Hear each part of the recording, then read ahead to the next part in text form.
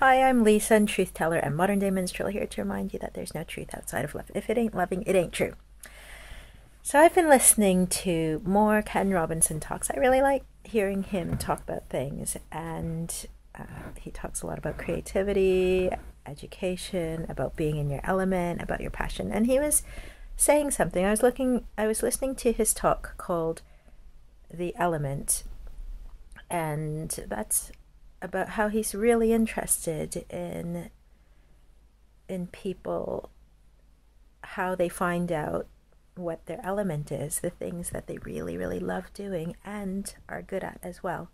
Well, I think if you really love doing something and you stick with it, the being good at it will follow. I really believe that. It's just as long as you are, it's about definition. It's about the definition of what it means to be good at something. Like, you may not ever be good at it if you're trying to be good at it, and if your definition of good means being like somebody else who does it, because you are never going to be that person. But if your definition of being good at it means bringing what you uniquely can bring, and being and developing how you can do it in a way that's true to you, then yes, you can get good at anything, because you're the best person at being yourself. And so if your definition of good, being good at something, means, doing that in as wholly and truly a you way as possible, then yeah, you're the only person who's going to be good at it in that way. You're the only person who can be you at it.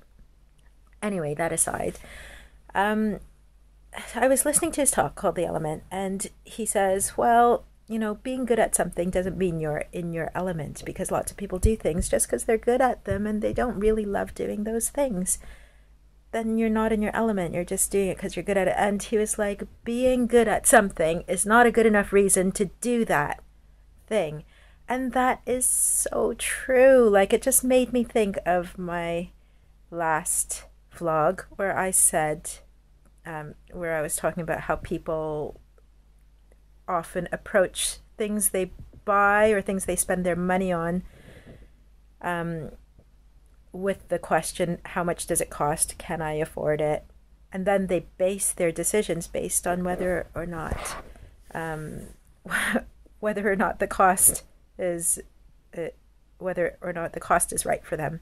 And I just, like I said, I think that's completely backwards. Being able to afford something is not a good enough reason to buy it. I can afford so much crap that I don't want.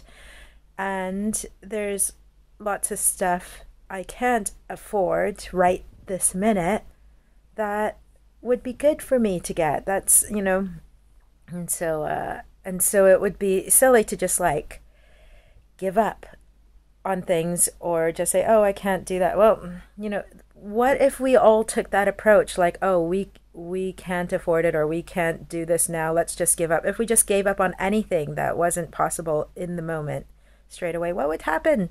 Nobody would ever learn to walk or talk or interact, or nobody would ever learn anything, because the process of learning entails being willing to engage with something that you're not yet able to do.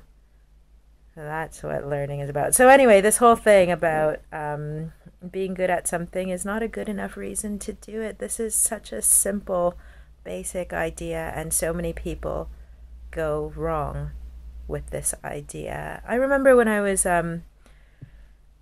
fresh out of university and I was kind of looking around for a job, what I asked myself, like, it was a bit of a conflict between two questions. One thing is, well, what do I want to do?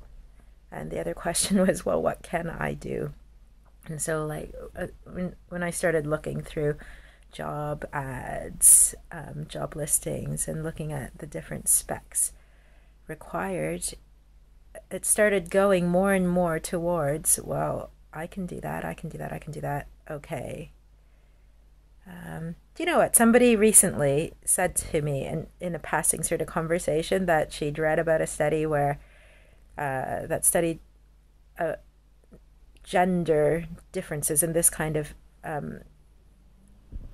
gender differences in the differences between the genders when applying for jobs. She said that this study said that men tend to go for a job even if they're not qualified to do everything on the list. They think, oh, well, I'll blag it, or whereas women tend to go for jobs where they feel they can do every single thing on the list. I don't know if that stat is true or not. I don't even know what the implications would be if that were the case. And I'm not really interested, but I guess I do find it interesting that you can take these different approaches, whether you're male or female or whatever, or neither. You choose the approach that you're going to take, and it's good to be aware of what approach you're taking. So this idea that being good at something is not a good enough reason for doing it. Like I bet I would be really good at driving a bin lorry. I think I might actually not be very good at driving a bin lorry. Not a good example. I might be very good at putting things in alphabetical order, shelving books. I'd be very good. That's not a good enough reason for me to then go to the library and apply for that job. In fact, I used to have that job it was my very first job when I was in high school. When I was 14 years old, I stacked books on shelves. I wasn't very good at it then, but I think now with the life experience I have, I think I've kind of mastered that skill set. I would be very good at it. Being good at something is not a good enough reason to go for it. And similarly, being bad at something is not a good reason to give it up, because you'll never get better. This thing, I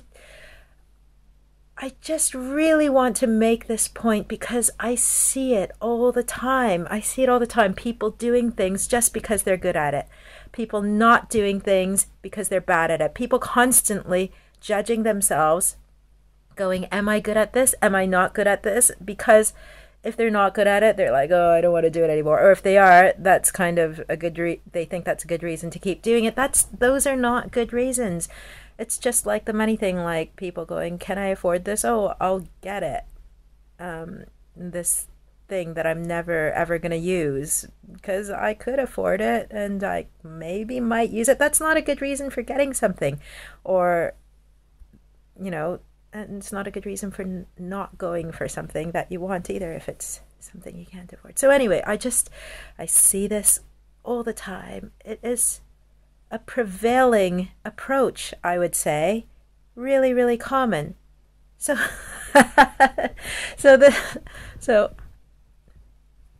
the Truth Teller vlog.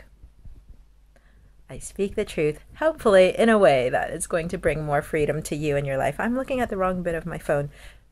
I speak the truth in ways that hopefully will bring you more freedom, more growth, more power in your life, in yourself. Bless you.